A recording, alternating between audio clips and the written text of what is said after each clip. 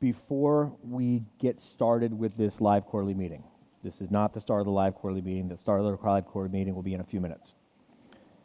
Before we get started, I just want to apologize and just make a really sincere apology and make sure you understand how serious I take and understand, let's just call it the train wreck from the last live quarterly meeting.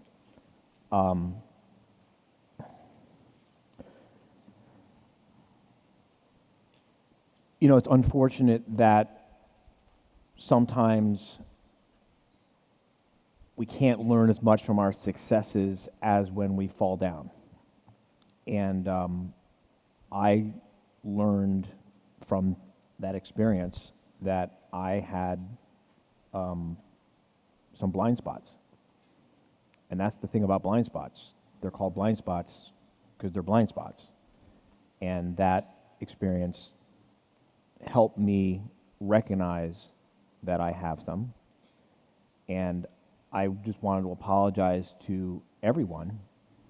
And I've already made this apology to my team, but now I'm apologizing to all of you, that my blind spots caused some of you, and I understand it didn't cause all of you, but for those of us who it caused discomfort, I apologize. And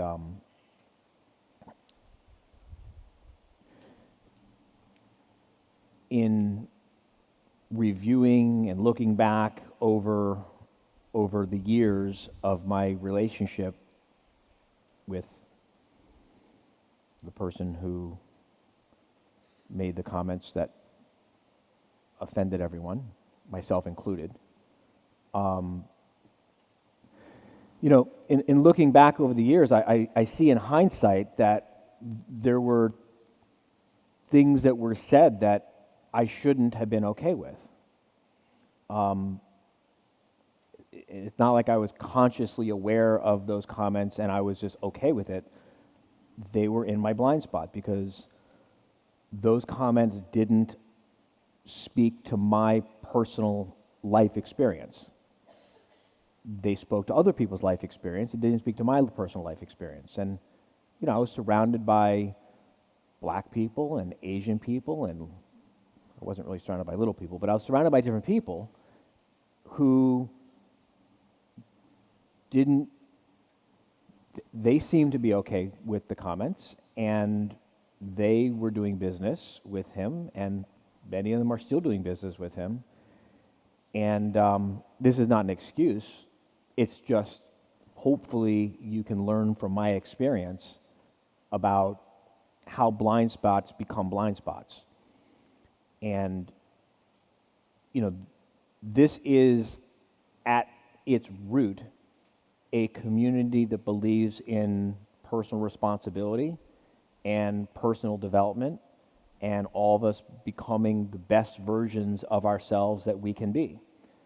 And I've said this before, I'm going to say it again, I'm sure I'll keep repeating it. I'm on this journey with all of us. We're all on this journey together, and I just wanted to let you know that I'm growing from that experience.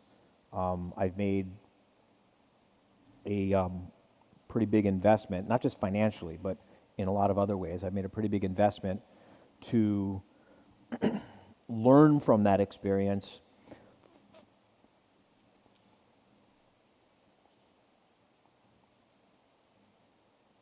I would make more profit if I just left that whole thing alone. I know that. You might not know that, but I'm telling you, I would make more profit in my balance sheet, in my P&L, if I just left that alone.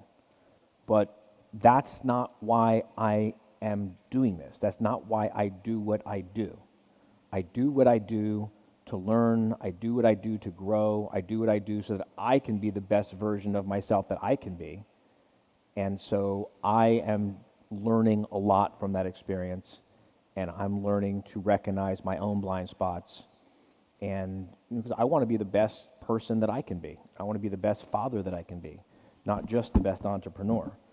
So I just wanted to apologize. We're not going to belabor it. We're not going to turn this into a whole DEI workshop. I've got something else in store for you that's going to be really great. I'll tell you about it in a minute. Everyone but Brian Reedy. No, Brian already knows. Who are we kidding? So I don't want to belabor it. I just wanted to take a few minutes and share this with all of you. And on Sunday afternoon at lunch, Kelly Charles Collins, who is the person who, after a pretty extensive national search, we selected to advise us and to coach and to teach me, she actually is going to be here, and we're going to have a meeting, and it's open to anyone who's interested. If you're interested, join us for the lunch. We're just going to be having a conversation. If you're not interested, don't come to the lunch. There's no obligation, there's no pressure. I just want to let you know you're invited to it, and I wanted to share that experience with you. So, with that being said, I'm going to now officially, Adam, play music for a second or two, just so we can shake off that energy, and we'll get the live quarterly meeting started, okay?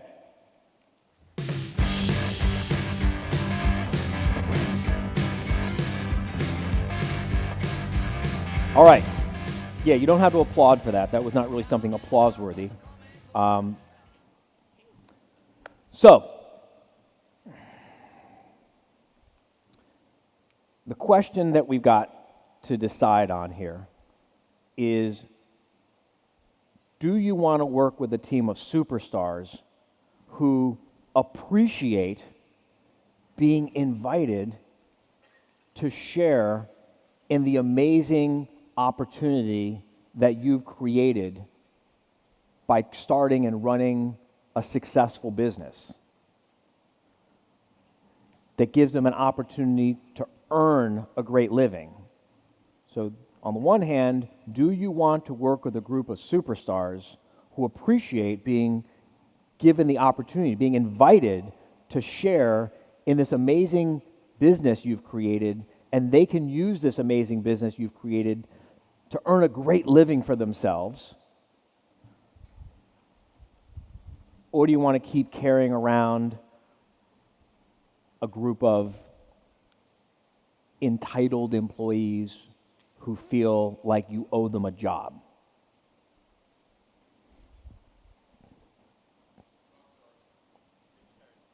Excuse me?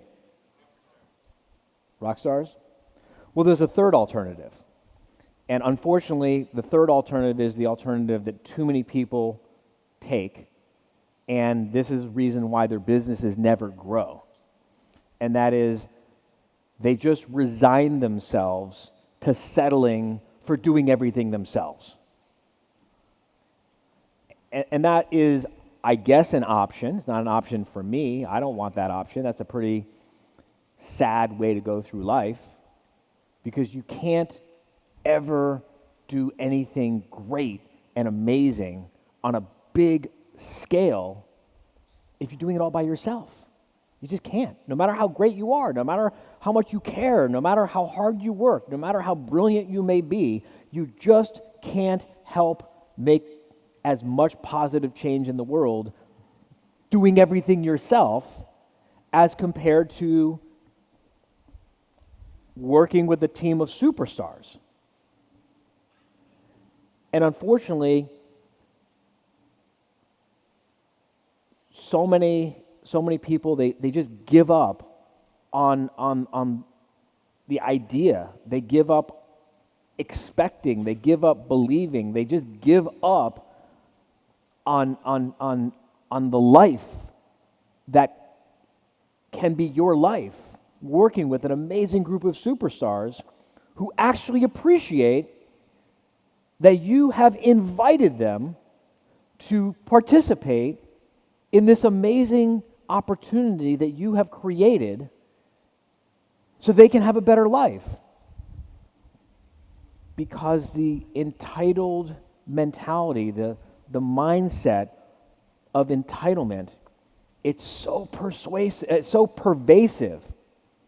It's so pervasive. And I'm not just talking about low-wage employees. I mean, you see this at all levels. Some of the most highly educated people in the world are some of the most entitled people in the world. And it's so demoralizing to work with these people that unfortunately lots of entrepreneurs who have great intentions, who have great opportunities, who have great potential to really make the world a better place, they just quit and give up and resign themselves to just do it all themselves. If you play all in this weekend, I'm going to show you my team of amazing superstars. We are going to show you how you can build a life for yourself where you get to work with amazing superstars who actually appreciate being invited to participate in this opportunity that you have created to make the world a better place, not least of which for themselves. Sound good?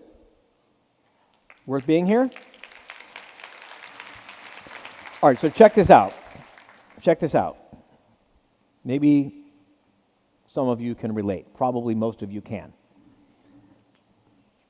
You are sitting at home. You're probably doing some kind of a job, working for someone else, trying to make ends meet, trying to keep your head above water, and you have this idea for a product or a service or a way of doing business that can help a lot of people. You've invented something. Yeah? Who's invented something? You've all invented something. You've invented a product. Raise your hand if you've invented a product. Raise your hand if you've invented a service. Raise your hand if you've invented a better way of delivering a service. You all have. We're all inventors. You all invented and created something. Every single one of you has. I know you have, or you wouldn't be in this room. So you're sitting there at the proverbial workbench in your garage. It might be your garage, it might be your kitchen table, but you're sitting there at the proverbial workbench at your garage, and you're fiddling around with this thing you've figured out, this idea. How can I make this thing work? How can I build a machine that produces this product, that produces this service, produces this experience? You all understand when I say machine, I mean figuratively, yes? Okay. You're fiddling around and you kind of get this machine working. And then you go and you hire some engineers, and you hire some consultants, and you seek out expertise to figure out, how do I take this machine that I built out of spare parts and turn it into something that can be that can be scaled, that can be operated safely, that can operate efficiently, and that can really be used to make a lot of products and a lot of services to make a lot of people's lives better. Are you all with me? So far tracking? This is your life experience. This is how you got here, right? And then you take that machine and you go and you rent a warehouse. Could be an office, could be a storefront, could be a restaurant. You rent a place to do business, and you bolt this machine to the ground, and you set up the warehouse, you set up the office, you set up the restaurant, you set up the facility to operate the machine. Yeah? And you sign that 5-year lease, and you do a big gulp, right? Because you're hoping you're going to be able to pay for it. You're hoping this whole thing works out. You're hoping that this thing is going to work the way you think it should work to make the world a better place, to start to make your positive impact on the world and create your vision of reality. And then you go all over the place. Maybe you go all over your city. Maybe you go all over your state. Maybe you go all over your region. Maybe you're like me and you have to go all over the country.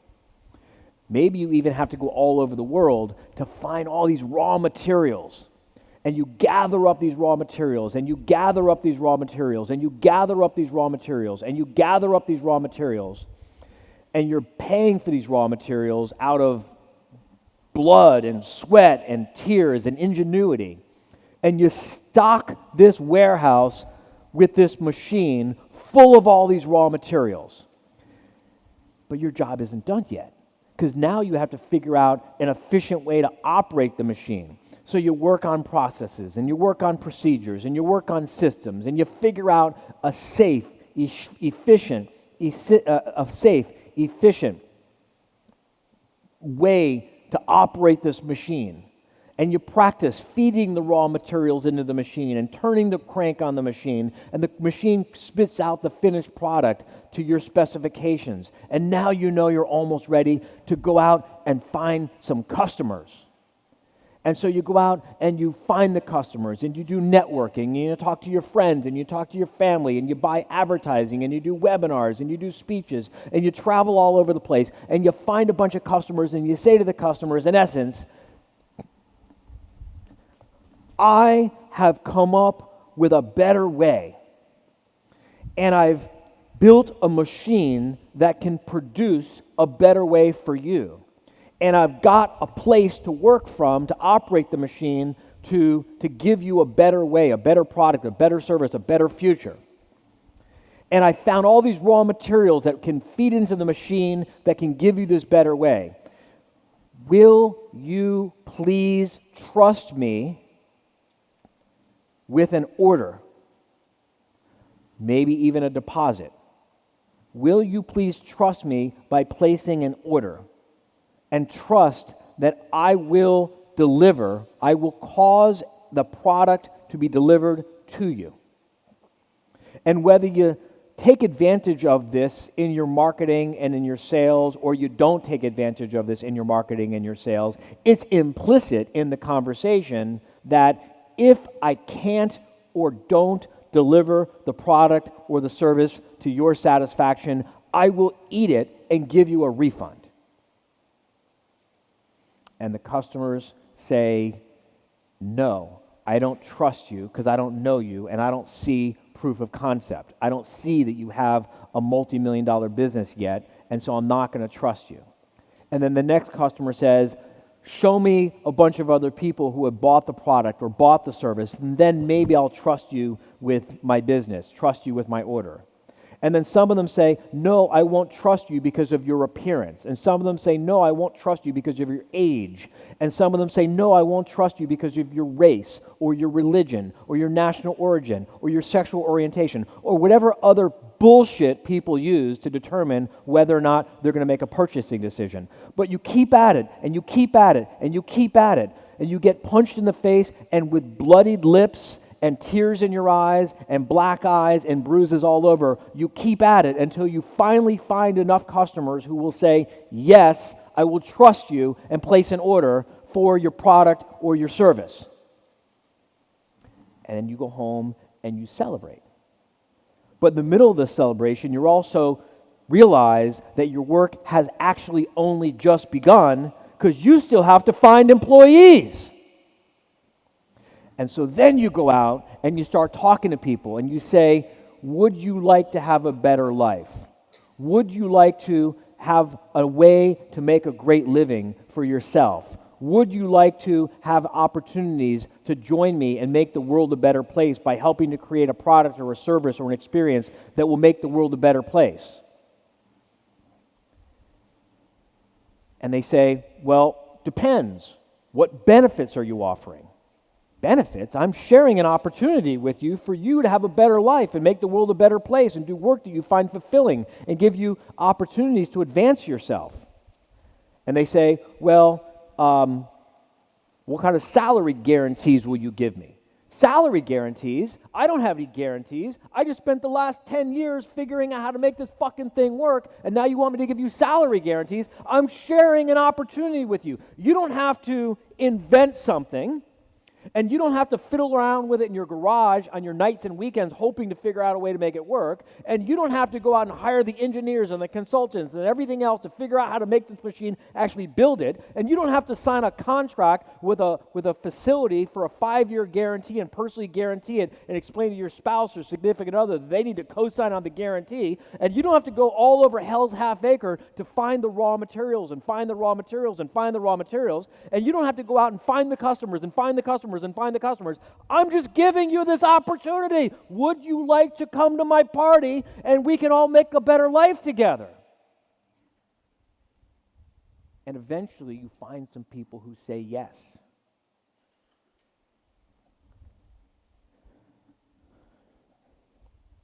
And some of them don't show up for the first day of work.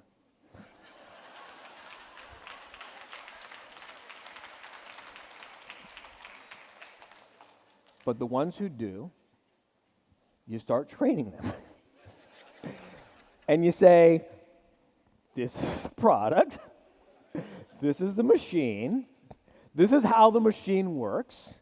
Keep your fingers away from these parts that'll hurt you. Follow these processes, follow these procedures. I've taken the time to write down the instructions for how to operate this machine. And you take these raw materials that I've got, and you feed them into the machine, and it spits out this finished product, which we're going to deliver to the customers that I've already found.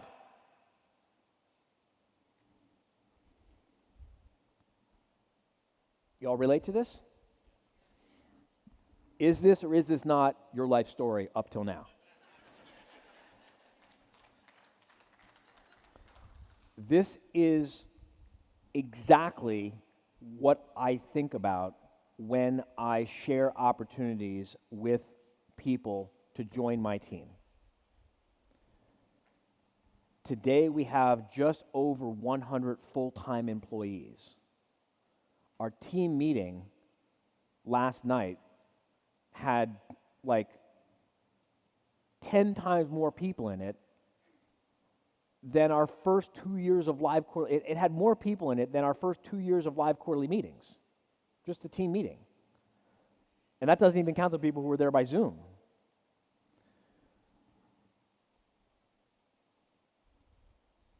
Do you want to live a life where you get to work with superstars who value and appreciate the opportunity you are willing to share with them to come to your party and make the world a better place so they can earn a great living for themselves and their family? Or do you want to keep carrying around a bunch of employees who have a sense of entitlement? They feel entitled to their job. Yeah, it was a little bit of a rhetorical question, but thanks for the assist. Can always count on Dan.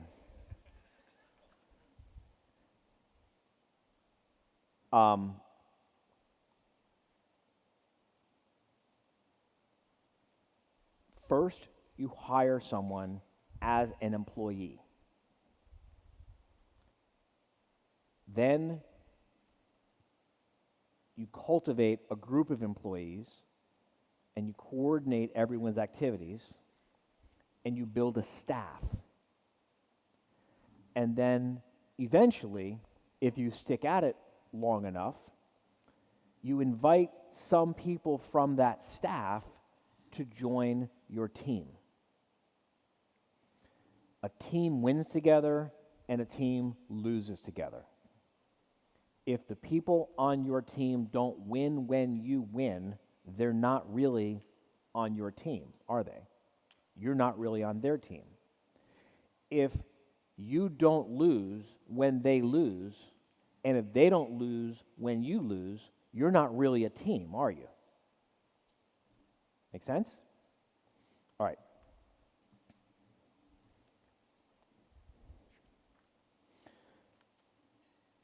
This company is just like one big family. This firm is just like one big family. Anyone ever caught yourself saying that? Anyone ever heard someone say that? Probably a former employer. Chances are, when you hear people say that, they're talking about a firm that is stuck in entitlement. They're commenting on the warm sense of belonging, but unconsciously they're also talking about not having to earn their place. In the family at work, just like the family at home, entitlement means you belong and you benefit precisely because you belong. You don't have to earn your place in the family. You're a part of the family. You were born into it. You're entitled to be part of the family. Entitlement is the result of too much generosity. We give people what they expect and we don't hold them accountable. for meeting criteria of excellence. In business, it commonly happens because managers are unwilling to do the work of requiring work. It takes work to require work. And if you're unwilling to do the work of requiring work, you are beginning to foster an environment of entitlement, and you will suffer the consequences.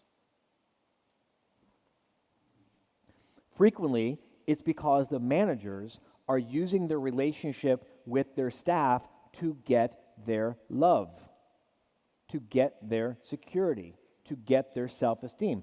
They don't want the employees to not like them, and so they don't hold them accountable for doing the work. Or sometimes the managers are just too lazy to do the work of requiring work. Very often, though,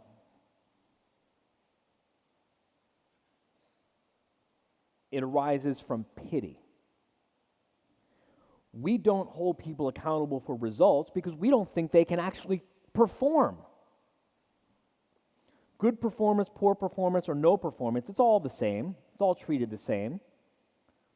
In the workplace, people feel entitled when they have so much security that they don't have to earn their rewards. When people don't have to earn what they get, they soon take for granted what they receive. The real irony is that they're not grateful for what they get. Instead, they want more. And this is a terrible cycle called entitlement. Entitlement is an attitude. It's a way of looking at life. It's a mindset. Those who have this mindset believe that they do not have to earn what they get. They come to believe that they get something because it is owed to them, because they're entitled to it. They get what they want because of who they are, not what they do. I should get this salary because of who I am. I'm a lawyer. I should get this salary because of who I am. I've earned this credential. Not based on what I actually do every day. Entitlement destroys motivation. It lowers productivity. In the long run, it crushes self-esteem. In entitled organizations, there is basically very little real respect for people who are at the lower levels. Top-down paternalistic organizations really do run in ways that express the belief that employees are not capable. Management tells subordinates the rules, and subordinates learn them like automatons. The rules themselves even say, "I don't trust your judgment." So is it any wonder that morale is poor? Very often in these organizations, we find employees are actually very angry. You ever go into a business and you could just tell everyone's just pissed off? They're saying, you don't show respect for us as individuals. You don't give me increasing responsibilities.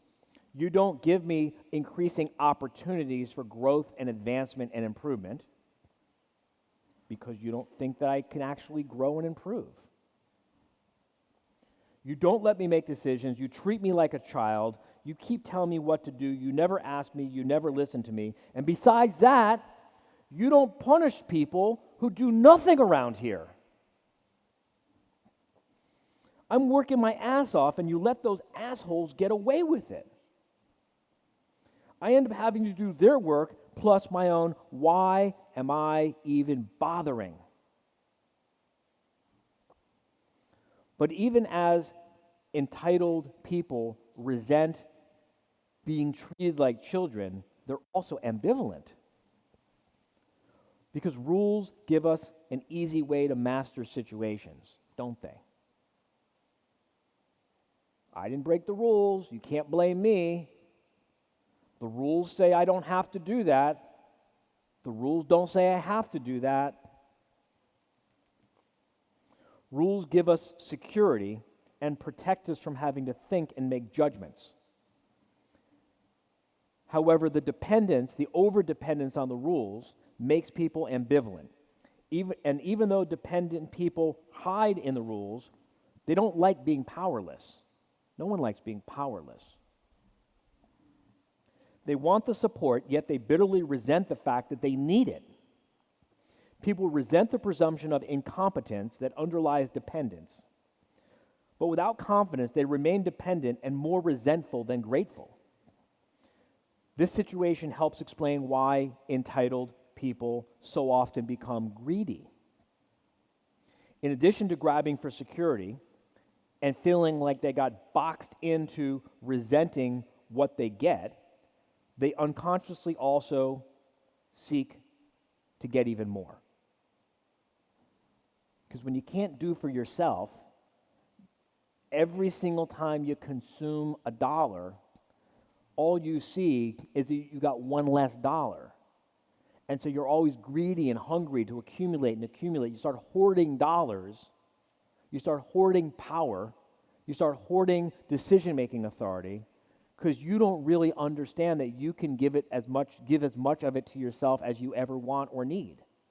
And if you don't know you can get it for yourself, every bit of power, authority, or money that you get, you'll want to hold on to it. Y'all get what I'm saying here? Historically, rich firms in a rich economy were willing to be, quote unquote, nice and carry even those who don't add value. In large bureaucracies, it's also easy to hide, which makes it even more likely that people will not be held accountable for doing real work. Over time, everyone who is not held accountable has all the time in the world. Because if you're not held accountable, you get it done today, you get it done next week, what difference does it make? In organizations where there is no sense of urgency, morale and motivation are usually very low. There's no vitality, no energy. And the people who work in those organizations, at first, such total security seems like a wonderful thing. But before long, a kind of heavy complacency settles in. When the system is unresponsive, when the organization does not require work that makes a difference, when outstanding performers are not rewarded for their accomplishments, and when underachieving performers are not punished, people become apathetic. In organizations where nothing much happens regardless of whether you do something exceptional or just show up, the best people lose heart and motivation is reduced near the lowest common denominator. And employers unwittingly perpetrate this attitude by our failure to hold people accountable. We don't really expect people to excel, so we don't bother to install key performance indicators. We don't bother to install metrics. We don't bother to use a dashboard. We don't bother to look at a good set of financials because we already know we're surrounded by a bunch of entitled losers who are never going to account to much anyway, and we just need them to show up like a robot and follow the instructions exactly as specified. Why bother measuring them? Why bother holding them accountable? Why bother pushing them? Why bother punishing them for not performing?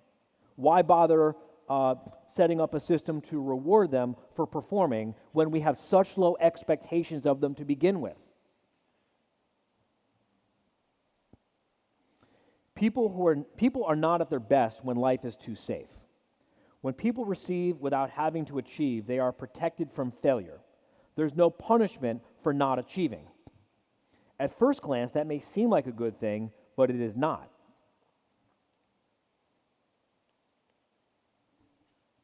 By protecting people from risk, we destroy their self-esteem. We rob them of the opportunity to become strong, competent people.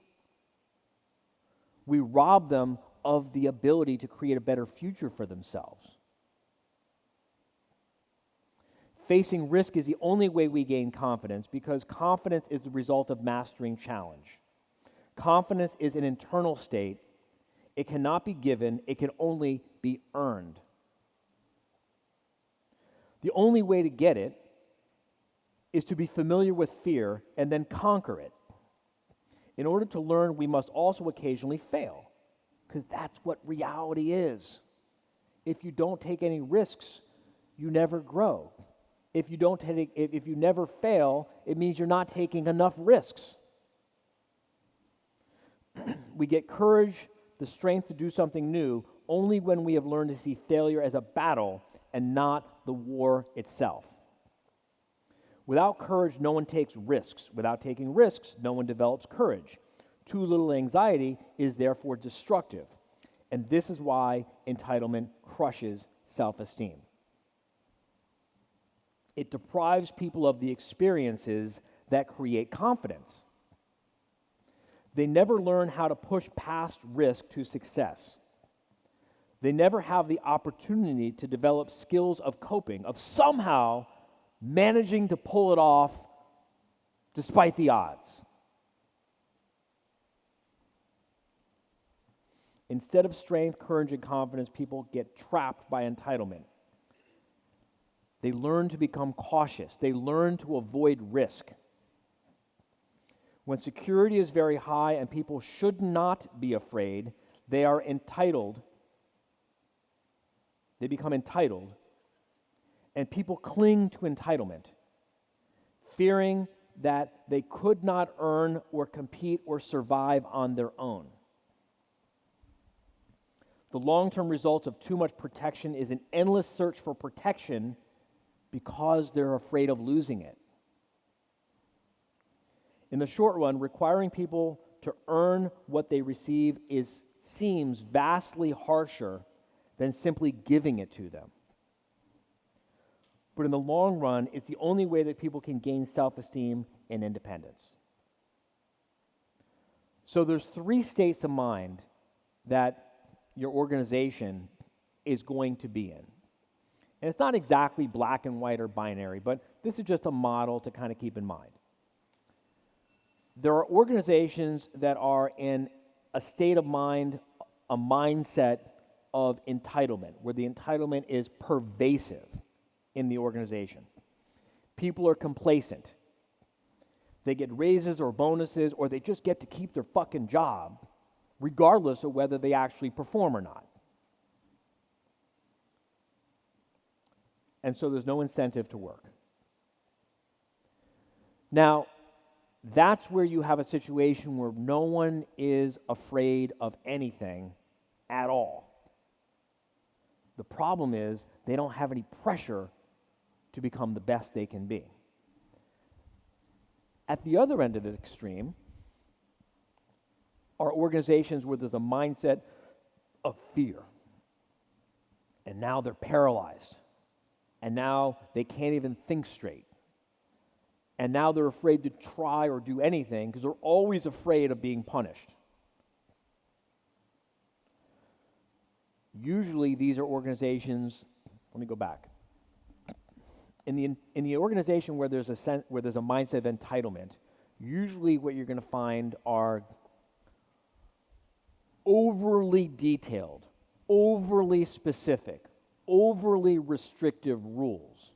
Basically, the rules, the policies, the systems, the procedures, they're so oppressive that no one can actually be creative. And what people end up doing is they end up hiding behind these rules. And they feel safe. And basically the way you keep your job is don't break the rules. And all you have to do to keep your job is don't break the rules. If the rules tell you to do something, you do it, you keep your job. If the rules don't tell you to do something, you don't do it, you keep your job, and you're safe, and you're entitled. And then you become ambivalent, and then you actually begin to resent the rules that have put you into this state of mind where you're basically just rotting from the inside out. At the other end of the extreme is fear. This is where people are paralyzed. This is where you see firms with no rules, with no policies, with no documented procedures, with no metrics, with no key performance indicators, with no objective criteria for measuring anyone's performance, and everyone's afraid, is today the day my boss is going to walk in and suddenly be pissed off that I did something that at the last 10 times I did it, it was rewarded, but today it's not okay. Anyone ever work in an organization like that? What we want to do, what we have to do if we want to work with superstars is we have to strike a balance, and we have to maintain the balance, and we have to be willing to do the work of maintaining the balance between entitlement on the one side and fear on the other. And this is a mindset of earning. I earn my benefits. I earn my job every day by doing it with excellence. I earn my bonuses. I earn my opportunities. I earn my growth. I'm afraid that if I don't earn it,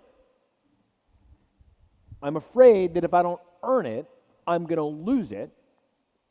And I don't show up every day expecting it to just be handed to me. I have some level of anxiety. I feel a level of pressure.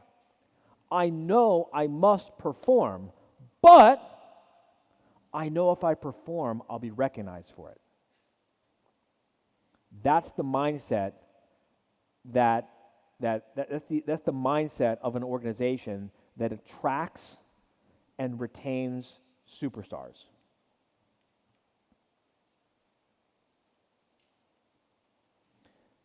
And that is what we are going to show you how to do at this live quarterly meeting. Sound good?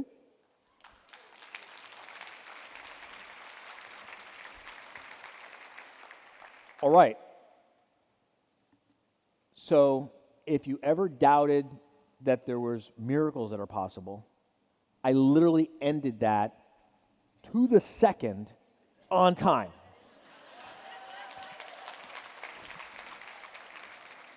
For those of you who are new, that's like unprecedented.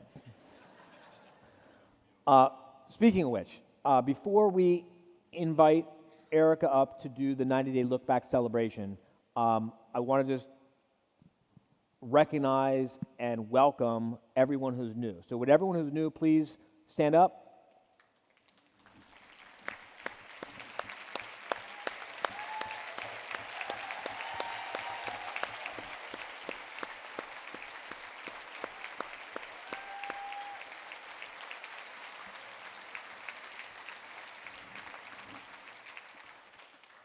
And just to give them some encouragement, would you stand up if you have been with us for more than, 2 or 3 years? More than 2 or 3 years, stand up.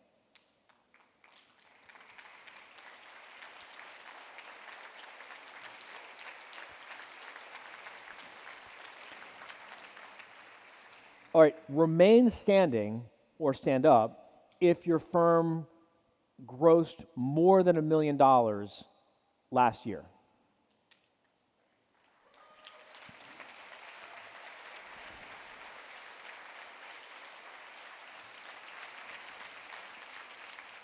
Remain standing or stand up if your firm grossed more than $1 million in the last 12 months, like you're on a 12-month run rate, $1 million run rate. So everyone who was standing up before stays.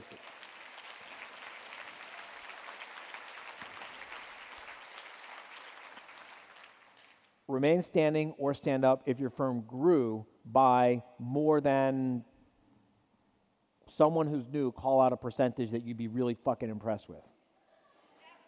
70%. Remain standing or stand up if your firm grew by more than 70% in the last year or two.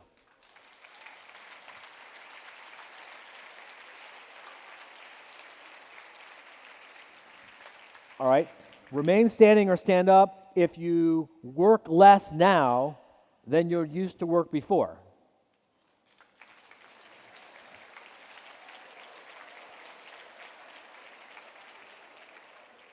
All right, thank you. I just want to say there's no secret to this. Causes lead to effects. You know, big surprise. When you go from not having a business plan to having a business plan in writing, these are the kind of results you get. And so we measure success by a lot of different criteria. It's not just financial. It's financial success, it's personal success, it's professional success. So there's something else I wanted to say. Oh, yeah. So I'm about to introduce Erica, but I just want to let everyone know there was a Facebook ad that we did, a marketing thing we did, where we said that we were going to share the 90-day look back as a live stream to share with non-members. We're not going to do that. So some of you expressed some concern about that because this is a safe environment where we can not only celebrate our successes, but we can also celebrate the successes of picking ourselves up off the mat, and that's not necessarily something we want to share with people who are outside of this community. So I want to let you know we heard you, and we will not be live streaming the 90-day look back that is about to begin. So with that being said, I want to introduce Erica to come on up for the... RJon, before you do that. Before I do what? Before you introduce Erica, we have Yeah? a few housekeeping announcements. Okay, housekeeping announcements, then Erica. Yes. All right. So announcement number 1, we are running a social media challenge. I just love the fact that people are already getting up and going to the mic. People who are new are like, what is going on here? On the screen, you can see you can win 2 reserved front row seats for the next LQM, and those are the ways to do it. Comment on Facebook Live and post a picture to Instagram. Cool. All right. So the first housekeeping announcement is what again? The social media contest. Are they seeing something on the screen? Yes, they are. Okay, I'm not seeing it on the confidence monitor, but I trust you. Okay, next. Second is I have a few seats available for our brand new Alpha Chief Sales Officer program that we're launching next week. Raise your hand if you're in the Chief Sales, if you've signed up for the Chief Sales Officer program. Raise your hand, raise your hand, raise your hand. All right, now, no, Chief Sales Officer. We're doing Chief Marketing Officer, and we also have Chief Sales Officer, where we're going to basically manage your salespeople for you. Does that sound like a good idea? Oh. Would it be a better idea if we said we would do it on contingency? And how many spots do we have left for that, Renee? It's a very small alpha group. I have about 4 or 5 that I can take right now. So we got 4 or 5 spots for that, and we will be doing that on a contingency fee basis. For those of you who are already signed up, we'll give you the option of sticking with the price point you agreed to or taking the contingency option, and we'll be discussing the contingency fee option and the terms and the conditions for it within the first 12 weeks. Okay, and then last housekeeping for so now. So that makes me think that that's now gone, based on the people running to the back of the room. I think it's probably now gone. Yes, so you snooze, you lose. You missed out, sorry. All right. I also want to let everybody know you're not going to want to miss Unplugged tonight. Oh, yeah. So please make plans to come back early from the dinner break. We've got something great. Okay, can I take 1 minute to talk about that? Well, since you ended on time. All right. So the original Saturday night Unpluggeds were part celebration, big part mindset tune-up. They sort of started to become more celebration, but we're steering them back to being more substantive mindset tune-up. This one in particular, if you've got teenagers, this would be a great one to bring teenagers to. This is going to be a really, really experiential mindset. I'm looking for a word that's not experience. It's going to be really good. You won't want to miss it. And do not show up late. You could be physically injured if you do. I'm not trying to be funny. We won't do it to you. The experience, the beginning of the experience, we have to teach you how to not hurt yourself during the experience. Got it? We're not punching through boards. It's something different. It's something much more horrifying and scary than that.